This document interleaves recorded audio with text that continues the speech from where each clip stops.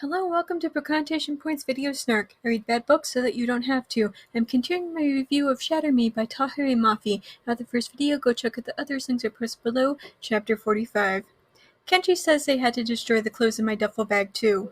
Wait, come back here. Explain this. What do you mean that you put zero thought into this and that this is an inherently meaningless line? Although, as I think about it, when most of Juliet's things have been given to her by Warner, you'd think that she'd jump at the chance to throw those things away and replace them. Juliet is upset to learn that these clothes belong to Kenji. She tries to ask about Castle, but Winston says that she might as well wait to hear from Castle himself. She also asks about James and Adam. Wow, Winston runs a hand through his floppy hair. You're just not going to give it up, huh? Considering that you brought her there under false pretenses, have told her literally nothing, and drugged everybody in sight.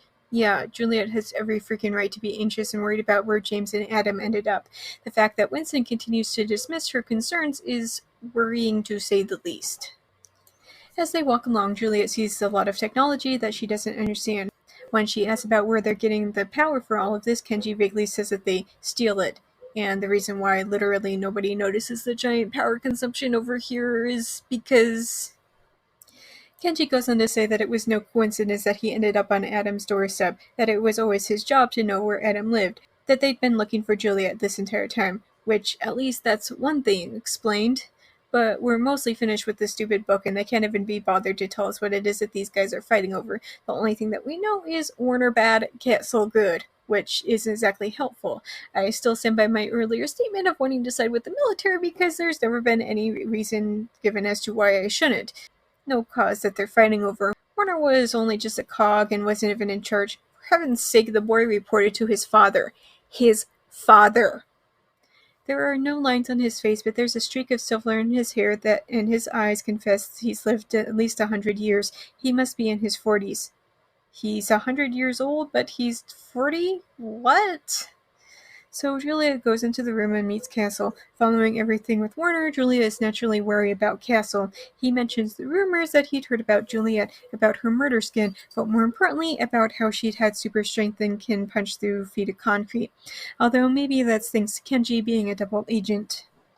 Juliet barely has to ask about her friends before Castle takes her from the room. However, he doesn't take her to where they are and instead shows her around. Or should I say that while taking Juliet to another place, he points at the different rooms. Castle calls this place Omega Point. Chapter 46. Chapter 46 out of 50 plus the epilogue. That's how long this book took to actually bother to explain literally anything to us.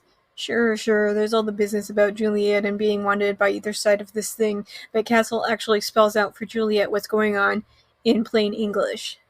This entire time it has been nothing but, these people are bad, they're evil, but never bothered to take the time to actually explain to us why they were bad. But here's the scoop, half the stuff that's been going on is simply propaganda for the reestablishment to keep people oppressed.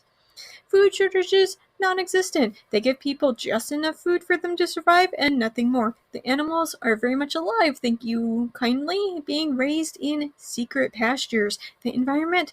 Okay, so that is kind of bad, but not half as bad as they make it seem. But most of that is the direct cause of man mucking about with technology that they don't understand, and that if man would kindly stop doing that, then everything would be hunky-dory.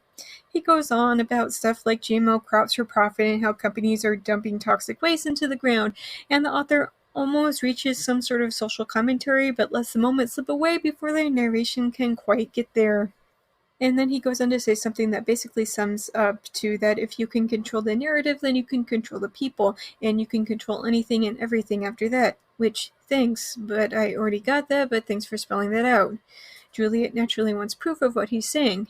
I'm amused by your skepticism. I admire it, actually. It's never a good idea to believe anything you can hear. I think that I could like this Castle guy. He's not mucking around in half-truths like a lot of rebel leaders in other dystopian series. Castle looks Juliet straight in the eye and tells her things like she's an actual adult rather than some idiot child. And then I say this and almost immediately regret my words, if only because he then offers up their resistance movement as proof of what he's saying, that they're taking from the reestablishment, which is both, well, yeah, Juliet said that the reestablishment had so much, but at the same time also doesn't prove enough of what Castle is saying, that the reestablishment could just be hoarding limited resources and Omega Point is simply Robin Hooding everything. Castle then distracts Juliet from the question by showing her Adam in the medical wing. He spends a while explaining all of Adam's injuries. Aside from the obvious bullet in his leg, it also sounds like he was beaten to a pulp. They're lucky that they're helping him, if only because Castle makes it sound like Adam would have been a lost cause if they'd taken him to a normal hospital. Castle then says that there's over 200 people in Omega Point, and most of them have powers, and Juliet is exactly where she belongs. And I know that this was probably intended to be some shocking twist, but I can't say that I'm honestly that surprised at the thought of there being others with powers, and that they would band together. Chapter 47. Juliet also finds the idea of there being others with powers like hers kind of hard to follow. Castle says that it started out with him not wanting to feel so human with his abilities, so he kept an ear to the ground to listen for weird rumors. He can move things with his mind. Juliet starts to ask about meeting the others, but they're interrupted by somebody. Castle goes around the corner to talk with the boy Brendan, who says he's picking up talk about the tanks patrolling closer and closer to where they are. Castle then brings the boy around the corner, and Juliet is beyond shocked to see that this guy is pasty white with pale blonde hair and electric blue eyes. He offers to shake Juliet's hand, but then pulls away, saying that he sometimes electrocutes people on accident.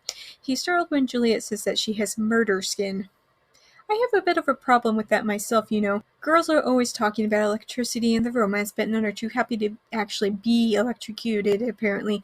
Bloody confusing is what it is. I think that I might like this guy. As Brendan leaves, Juliet turns back to regard Adam through the observation window. Castle asks if she wants to talk to Adam. Chapter 48. Castle lets Juliet into the room. He explains that they're healers. A set of twins have healing powers. One of them heals the physical while the other heals the emotional. And it's interesting that they're mentioning mental health issues, even if this one line of conversation goes nowhere quickly. Castle leaves Juliet to sit with Adam, but comes back after Juliet sits down and takes Adam's hand. He is surprised that Adam is immune to her murder skin. He talks some about the research that he's done to the powered people, but promises Juliet that if she wants to stay, then they can talk about it later. And I like that Castle is implying that she doesn't have to stay if she doesn't want to. Castle says that there's a possibility that Adam could have a power when Juliet asks. He says that in the meantime he has stuff he must attend to. Juliet will be staying with the girls, and he asks that she think over staying with them before he finally leaves. Juliet muses about finally having some answers for herself before Adam wakes up. The twins show up and introduce themselves as Sonia and Sarah, and they have the creepy twin thing down really well, but whatever. They seem kind, so I don't really care. They say that James is playing with the other children and go to get him. When James comes in, he's bubbling with excitement. He says that there are other children to play with, although weren't there other kids at the office building where he lived before? But he's also excited that because there's food and somebody gave him chocolate. And he was also given a bed, which he had before, and he's going to school in the morning, which the narration went out of its way to say that James had been in school, so why is James so happy to attend school? After James leaves to go back to playing with the other children, Adam turns to Juliet and asks about this place. He knows way more than I would have thought, but chalks the entire thing up to rumors going around the military. Like everything else, in an effort to undermine the resistance and make it seem like not a big deal, the people said, well, like it wasn't a big deal. But then they circle back to Warner and about how 3 different entities had been searching for Juliet all this time. Juliet confesses that she doesn't think that Warner is dead, which, girl, always check that they're dead. Why is this such a difficult concept? Thanks for listening to my book Snark on YouTube. New videos are up every Monday, but stick around because sometimes I drop random videos on other days too. Just as a reminder, even if you can't financially support me, there are other ways to support me. The first is watching this video as well as all of my other videos. It's also important to like and subscribe.